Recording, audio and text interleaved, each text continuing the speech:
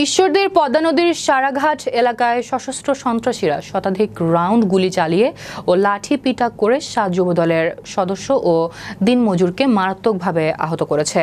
TA পান্না ঈশ্বরদীর প্রতিনিধি জানান, বৃহস্পতিবার সকালে ঈশ্বরদীর পদ্মা নদীর সারাঘাট এলাকায় নদী থেকে বালু উত্তোলনের সময় অজ্ঞাতনামা সশস্ত্র সন্ত্রাসীরা আকস্মিকভাবে এলোপাতাড়ি গুলি চালিয়ে ও লাঠি পিটা করে ৭ যুবদলের সদস্য ও বালু উত্তোলনের দিনমজুরকে মারাত্মকভাবে আহত করেছে। আহতরা হলো মেসার্স বিশেষ এন্টারপ্রাইজের দিনমজুর ও যুবদল সদস্য ঈশ্বরদীর রূপপুরের মৃত আনার আলীর ছেলে চপল সর্দার, লালু ও সানাউল্লাহ ওরফে ডেগার, ভেড়ামারা থানার গোলাপনগরের হজরত আলীর ছেলে রিপন, একই এলাকার শাহিন আলমের ছেলে রাসেল, মৃত শুকুর আলীর ছেলে সৈকত এবং ভেড়ামারার জার্মানির ছেলে সেলিম।